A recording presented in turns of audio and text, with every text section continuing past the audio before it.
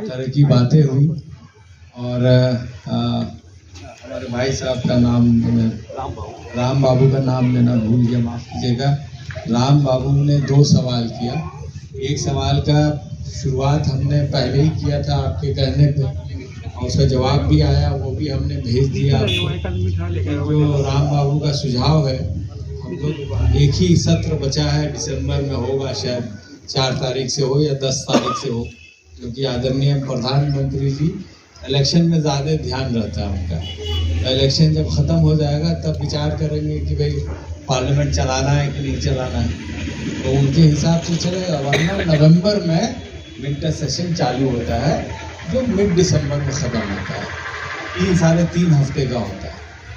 खैर अब नया दौर चला है तो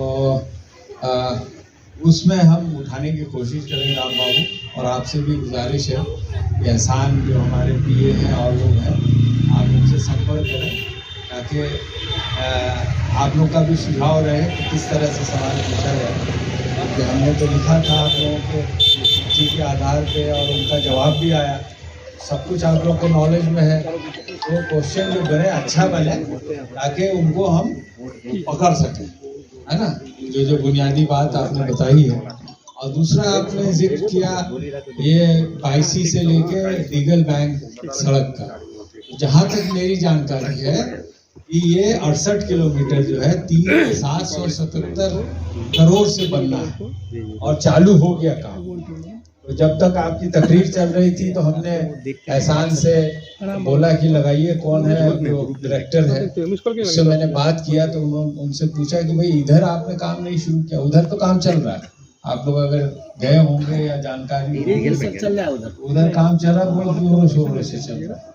उन्होंने कहा कि ये छठ के बाद इधर भी हाथ लगेगा। हमने कहा कि भाई इधर भी करवाइए, बोला नहीं वहाँ से आएगा और इधर भी हम लोग करवा लेंगे। तो काम होगा, ऐसा नहीं है कि 2 किलोमीटर 3 किलोमीटर कट जाएगा। तो ये मैंने सोचा कि आपकी जानकारी में दे दूँ। उसके अलावा जब से आप लोगों ने हमें चुना है, जो भी मसले आप लोगों के माध्यम से मुझे जानकारी मिली या क्षेत्र भ्रमण के मौके पे जानकारी मिली, चाहे सड़क हो पुल हो, अभी मुस्तफ़ा साहब कह रहे थे, मुझे याद है कि उनके सामने हमने इंजीनियर से बात की, वो नोट करवाया। और सरकारी कामों में वक्त लगता है क्योंकि यहाँ से प्रपोजल जाता है, फिर वापस आता है, फिर जाता है, फिर पैसा होगा तब फिर देगा। खैर जो भी है उसको हम लोगों ने कम से कम लिस्ट में डाल दिया है। इसके अलावा अभी 2 दिन कबल हम माननीय मुख्यमंत्री जी से भी मिले, माननीय डिप्टी चीफ मिनिस्टर साहब से भी मिले। मुख्यमंत्री जी को हमने सुरजापुरी आरक्षण के बारे में भी हम लोग कुछ MLAs के साथ मिलकर हमने उनसे आग्रह की।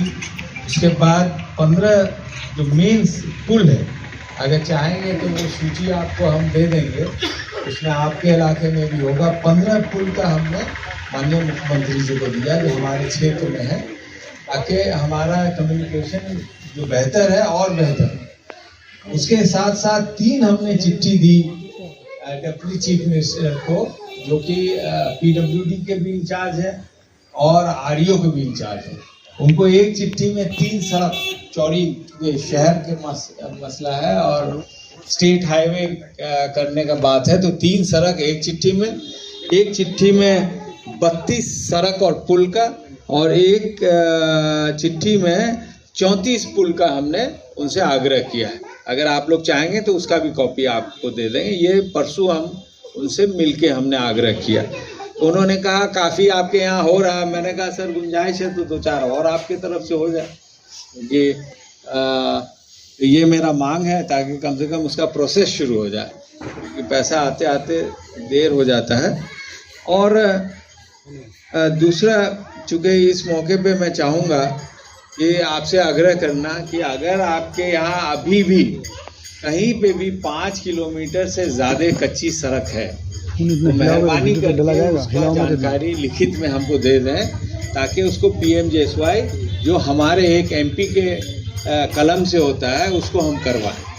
और जैसा कि हमारे माइनॉरिटी सेल के अध्यक्ष शमशेर साहब ने बताया कि सबसे ज़्यादा अगर काम हुआ है भारत सरकार योजनाओं का तो सबसे ज़्यादा हमारे यहाँ हुआ है।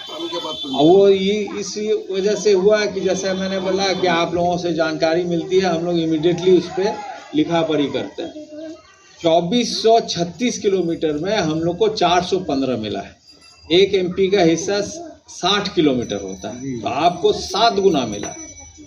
और अभी पुल, ये मैं हर जगह बताता हूँ ताकि जानकारी रहना बहुत ज़रूरी है। जानकारी से ज़्यादा इस वजह से ताकि आप मुझे जानकारी दें कि क्या क्या कमी है, हम लोग मांग सकते हैं। 471 पुल में आपका हिस्सा शायद 12 भी नहीं होता है, 12 या 12.5 या जितना भी पुल होता है, आपको 145 पुल मिला। मतलब कितना, 1/3 आपको मिला। वो कैसे मिला? आप लोगों से जानकारी लिया। जब बाढ़ हुआ था 2 साल पहले, 176 गांव का हमने चिन्हित करके मंत्री से हो या चाहे सचिव से हो, हमने सूची दी और लगभग हर जगह काम हुआ है और अभी भी हम दे रहे हैं। इसके अलावा चूंकि कटाव हमारे यहाँ ज़्यादा है, हमने अपने पार्लियामेंट्री कमेटी जिसके हम मेंबर हैं, ग्रामीण कार्य, उसमें हमने ज़बरदस्ती कराया कि मनरेगा से आप ठोकर का प्रावधान दें। उसके बाद बिहार सरकार से हमने कहा कि आप करवाइए, मनरेगा तो आपका ऊपर से आता है पैसा। फिर बिहार सरकार से हुआ और आज हमारे वार्ड मेंबर हों, मुखिया साहब हों, वो लोग ग्राम सभा करके ठोकर बना सकते हैं, जो एक ठोकर 10 लाख तक का आप बना सकते हैं। क्योंकि बिहार सरकार से पैसा आने में, उसका कागज़ कलम में लेट हो जाए। आप अपना जब योजना होता है, आपको ज़्यादा पता है मुखिया को कि कहाँ बनाना है, कितना बनाना है, नहीं बनाना है, तो एक डबल एक आपको औजार मिला है जिससे हम लोग कटाव से थोड़ा बहुत राहत पा सकें। ऐसे तो क्या बोलते हैं, कुदरत से लड़ना बड़ा मुश्किल है। आज अब मेरी खुशनसीबी है कि रत्नेश्वर झा जी हमारे पिता, बहुत लोग हैं जो हमारे पिताजी के साथ थे और उनको देख के जगन्नाथ मिश्रा जी याद आ रहे हैं जो हमारे भूतपूर्व चीफ मिनिस्टर थे। और वो दौर था या उसके कबल का दौर था जो बिहार को सबसे अच्छा राज्य माना जाता था, पढ़ाई में हो, इंफ्रास्ट्रक्चर में हो, हिंदुस्तान के अलग राज्यों की तुलना में। लेकिन पिछले कुछ सालों में जैसा होना चाहिए था हम लोग नहीं कर पाए।